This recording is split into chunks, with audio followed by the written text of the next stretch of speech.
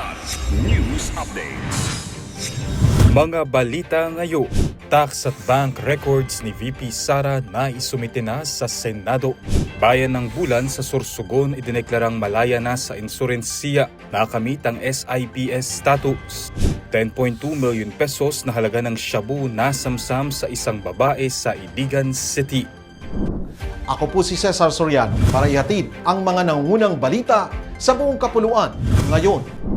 Formal nang naisumite ng Bureau of Internal Revenue o BIR sa Senado ang tax records ni Vice President Sara Duterte matapos i-authorize ni Pangulong Ferdinand Marcos Jr. ang paglalabas ng naturang dokumento, gayon din ang kanyang bank records bilang bahagi ng nagpapatuloy na impeachment proceedings laban sa kanya. Ayon sa ulat, natanggap ng tanggapan ni Senate Secretary at Clerk of Court Attorney Renato Bantug Jr. ang mga dokumento ngayong araw, kabilang ang tax records ng asawa ni Duterte na si Attorney Mans Carpio, gayon din ang 19 na korporasyon at isang partnership na may kaugnayan sa kanila. Kabilang din sa mga tinanggap na bank records ay ang mga isinumite ng BDO Unibank, PS Bank, Metrobank at Security Bank Corporation. Kasalukuyang ini-inventory at pinoproseso ng impeachment court ang mga dokumento bago mabigyan ng kopya ang mga panig sa kaso. Nauna nang pinayagan ng impeachment court ang pagsabpina sa mga tax records, gayon din sa iba pang financial documents upang makatulong sa pagbusisi sa mga alegasyon ng umano'y unexplained wealth na hindi umano tugma sa legal na kita ng Vice-Presidente. Formal nang idineklara ang bayan ng Bulan bilang nasa ilalim ng Stable Internal Peace and Security o SIPS status kamakailan.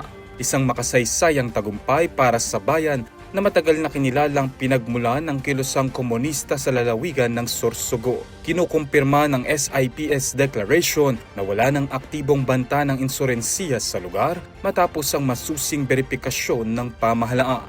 Ayon sa militar, bunga ito ng sama-samang pagsisikap ng Armed Forces of the Philippines, Philippine National Police, lokal na pamahalaan, iba pang ahensya ng gobyerno at mga mamamayan sa pagpapanatili ng kapayapaan at kaayusan. Sinabi ni 903rd Infantry Brigade Commander Colonel Angelo Lutera na ang susunod na hamon ay tiyaking hindi na muling makapag-recruit ang mga armadong grupo lalo na sa kabataan. Aniya, ang pagkakaloob ng SIPS ay hudyat ng paglipat mula sa paglaban sa insurensiya tungo sa pagpapatatag ng seguridad, kaunlaran at pangmatagalang kapayapaan sa Bulan.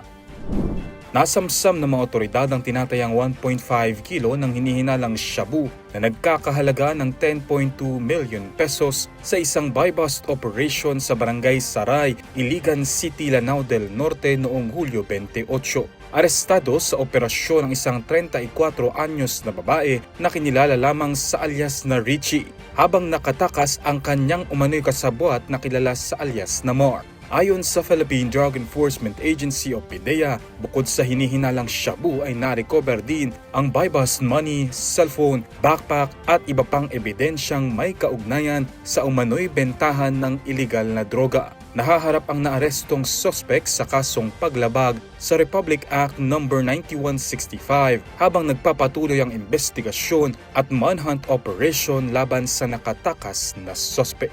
Para sa Kidlat News Channel, ako si Renzel Linon, nag-uulat. Ako po si Cesar Soriano, kasama nyo sa bawat pagputo ng balita.